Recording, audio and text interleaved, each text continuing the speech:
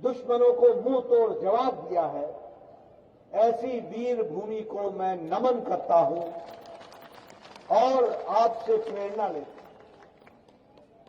मुझे इस बात की भी खुशी है कि जब मैं वीर भूमि बोलता हूं तो मुझे दिल को बहुत संतोष भी मिलता है कि यह हमारे प्रधानमंत्री नरेंद्र मोदी जी ही ऐसे नेता रहे जिन्होंने 40 साल से आपकी डिमांड, वीरों की डिमांड, 1 रैंक 1 पेंशन, इसको अगर धरती पर लागू किया तो प्रधानमंत्री मोदी जी ने लागू किया।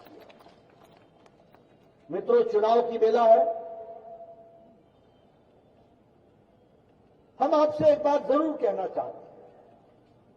आप जरूर माला राज्यलक्ष्मी शाह जी को आप चुनाव जिताएंगे, लेकिन यह जीत व्यक्तिगत इनकी जीत नहीं है। यह जीत जिस राजनीति को नरेंद्र मोदी जी ने देश में प्रतिपादित किया है,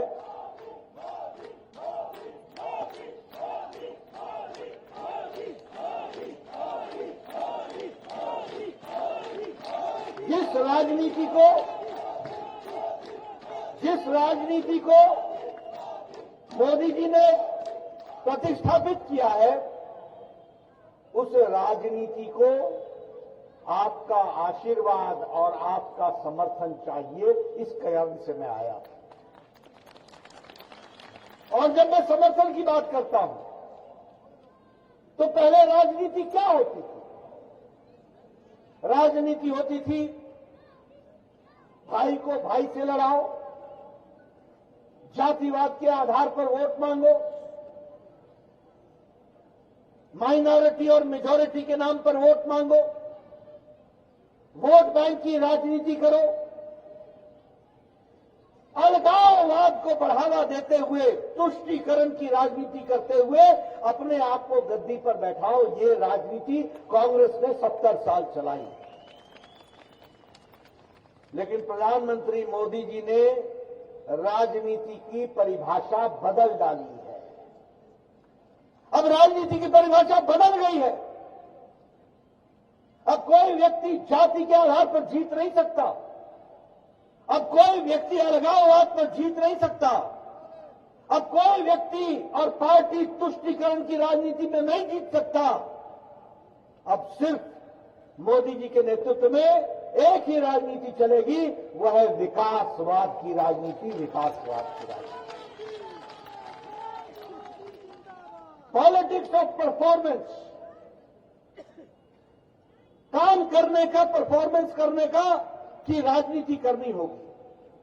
पॉलिटिक्स ऑफ रिपोर्ट कार्ड, हमने क्या किया है लोगों के लिए, इस पर राजनीति चलेगी। तुष्टीकरण पर राजनीति अब नहीं चलेगी, जातिवाद पर नहीं चलेगी, वोट बैंक की पॉलिटिक्स पर नहीं चलेगी, अकाउंटेबिलिटी पर राजनीति चलेगी। ये मोदी जी ने एक नई परिभाषा देश को दी है। अभी आपने देखा, कुछ दिनों पहले जातिगत जनगणना की बात चली, जातिगत जनगणना की बात चली। भारतीय जनता पार्टी ने भी कहा कि जातिगत जनगणना से हमारा कोई दुराव नहीं है, वो अच्छी बात है, होना चाहिए। लेकिन जातियों के आधार पर देश को बांट देना ये गलत है। और इसीलिए मोदी जी ने कहा, ज्ञान, गरीब, जी फॉर गरीब, वाई फॉर युवा, ए फॉर अन्नदाता और एन फॉर नारी शक्ति। जब गरीब की चिंता होगी, जब युवा की चिंता होगी, जब अन्नदाता की चिंता होगी, जब नारी शक्ति की चिंता होगी, तो सारे देश की चिंता हो जाएगी और देश आगे बढ़ जाएगा। इस तरीके की बात होगी। मित्रों, आप सब लोग हमारी श्रीमती माला राज्यलक्ष्मी जी को चुनाव में कमल के निशान को आप अपना समर्थन देने वाले हैं। लेकिन समर्थन क्यों देने वाले हैं? आपको याद है ना, एक लंबे समय तक हमारे गांव बिना बिजली के रहे हैं। याद है कि नहीं है? आपको याद है कि नहीं है? पहाड़ों में, गांव में बिजली नहीं थी, आपको याद है ना? जब मोदी जी प्रधानमंत्री बने तो 18,000 गांव बिना बिजली के थे। 18,000 गांव। आप सोचिए क्या विकास हो रहा होगा।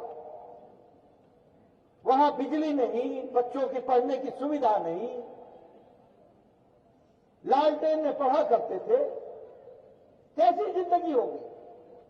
लेकिन आपने मोदी जी को आशीर्वाद दिया और मोदी जी ने 1,000 दिन के अंदर, 1000 डेज के अंदर 18,000 गांव में बिजली पहुंचाई। अब कोई गांव बिना बिजली के नहीं है। ये भारत की बदलती तस्वीर। मुझे यहां का नहीं मालूम, मुझे बताया गया कि बहुत से लोग हिमाचल प्रदेश के भी हैं, बड़े लोग पहाड़ा देवी आई थी। तो जो याद है ना, पानी लाने वास्ते कहला चक्की के 3-3 किलोमीटर दूर जाया करते थे। 3-3 किलोमीटर दूर। मैं सच्ची गिलाया करता,